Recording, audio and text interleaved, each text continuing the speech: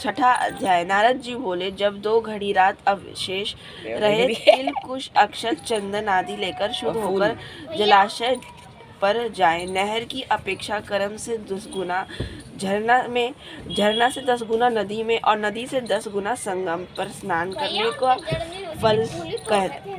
फल कहा है, और तीर्थ में स्नान करने में इनका 2 गुना फल कहा है।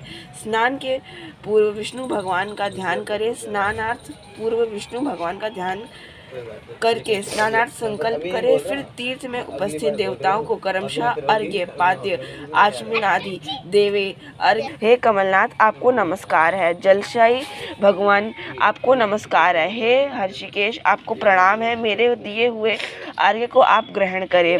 बैकुंठ, प्रयाग तथा बदरीकारायण में जहाँ कहीं विष्णु भगवान गए, वहाँ विष्णु भगवान के 3 प्रकार के अपना पैर रखा था। अतएव जहाँ कहीं विष्णु भगवान ने अपना चरण रखा, वहीं पर ऋषि, वेद, यज्ञों ने सहित समस्त देवी देवता मेरी रक्षा करते हैं। हे जनार्दन, हे दामोदर, हे द्वैदेश, आपको प्रसन्न करने के लिए मैं विधिवत कार्तिक में प्रातः स्नान करूंगा। हे दामोदर, मैं आपका ध्यान और आपको प्रणाम करके इस जगह जल में स्नान करने के लिए जा रहा हूँ। आपकी कृपा से मेरे समस्त पाप नष्ट हो जावें।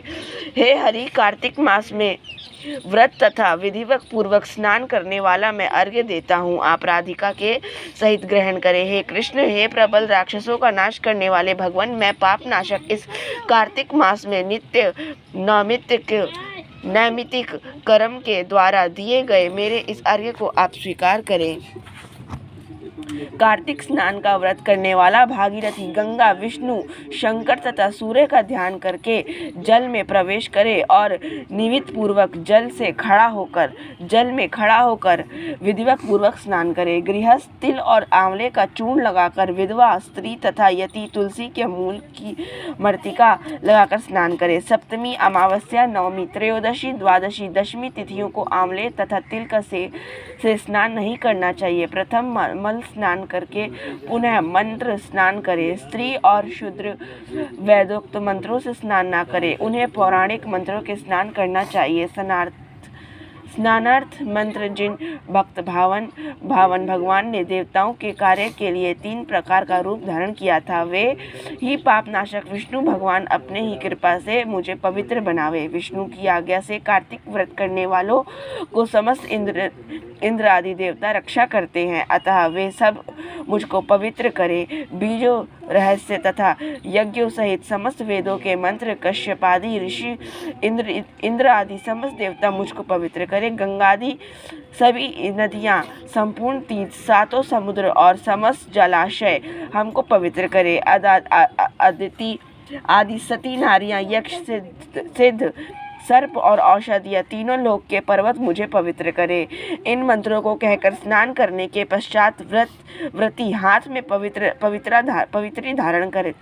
देवता, ऋषि, मनुष्य तथा पितरों का विधिवत तर्पण करे। कार्तिक मास में पितृ तर्पण करते समय जितनी भी तिल तर्पण से रहते हैं, उतनी वर्ष पर्यटन व्रत के पितृगण स्वर्ग में निवास करते हैं। तत्पश्चात व्रत करने वाला जल से निकले, शुद्ध कपड़ा पहने और प्रातःकाल के सब कृत्यों से निवृत्त होकर पुनः विष्णु भगवान का पूजन करना चाहिए। समस्त तीर्थ के संपूर्ण देवताओं की स्मरण करके भक्ति पूर्वक सावधान होकर चंदन, फूल और फल सहित विष्णु भगवान को फिर अर्घ्य देवे।